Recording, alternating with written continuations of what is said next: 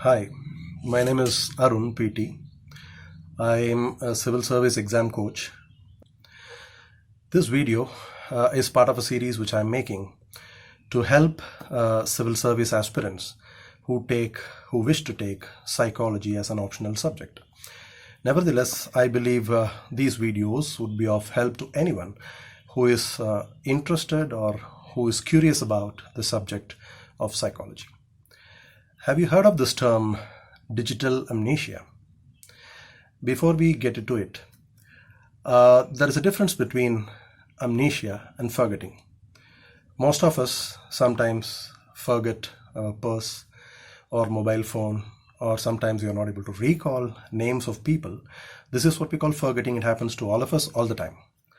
But when we use the word amnesia, it talks about an abnormal condition. There can be different conditions under which amnesia can occur. One is when you have an accident, particularly that involves a head injury. You may not be able to recall the event of an accident. Another scenario is using drugs like alcohol when you are drinking, and later when you're in a sober state, you may not be able to recall the events that happened when you were drunk. Or it could be in a scenario where you develop a disease like Alzheimer's, where your brain slowly loses its ability to keep things in its memory. Or in extreme cases, few individuals under the stress of extreme emotional trauma may even forget who they are. That means the memory of the self-identity is lost as an escape mechanism. Now, coming back to digital amnesia, is digital amnesia a disease, a mental disorder? No. Neither World Health Organization or American Psychological Association has classified it as a disease or disorder. In fact, such a term does not exist in their books. Actually, this term was coined by Kaspersky Lab, the computer security firm, in one of their reports in 2015. So they were trying to communicate that because of the excessive dependence of people on search engines like Google and also digital devices to store information, slowly the present generation or the humanity is having an erosion of ability to memorize things by rote. Is it natural? Yeah, it happens because today you don't need to have all the hard data in your head. You could always search it on the internet or look it up on any digital device for information. Is it good? Yeah, that's a positive side to it, because your brain is freed of the necessity of storing all this information, and therefore you could indulge in creativity or other kind of logical analysis and things like that. But on the flip side, say for example, if you lose your mobile phone, you lose your contacts, you don't remember addresses. For example, if somebody is heavily dependent on using PowerPoint to take classes, sometimes if the current goes off and the person might fumble without the aid of a device. So on a practical side, we have issues. And on the other side, see, brain is a very plastic, flexible organization, where your connections, neuronal connections, keep growing when you memorize new facts. There is something called, everybody's memory has two types. One is called short-term memory, one is long-term memory. Short-term memory is something like when I ask you to calculate 7 plus 3, you end up saying 10. This happens right now in your brain in a short-term memory, the current memory.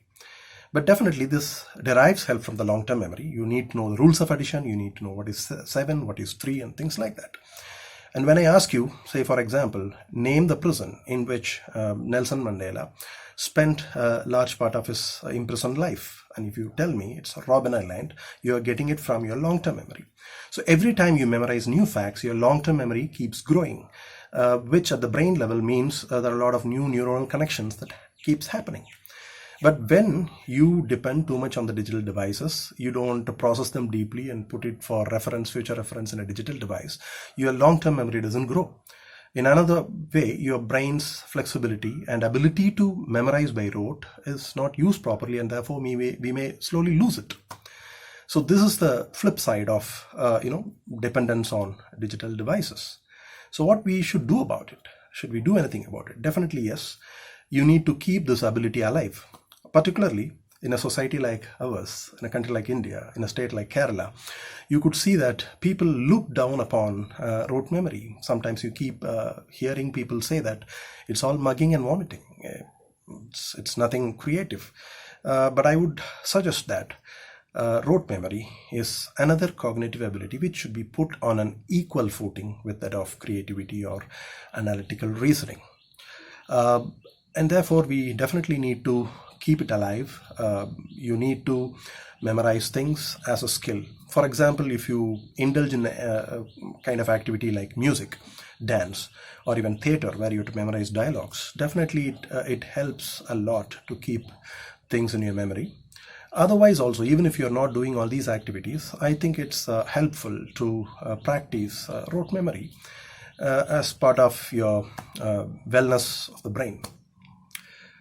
Well, for the civil service aspirants, you might be wondering where I could use such an information, digital amnesia, where I could put it to use.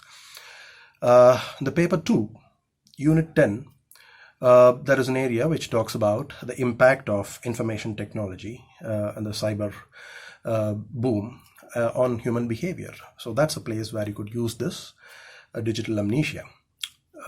So thank you. See you next time with a new topic. Bye.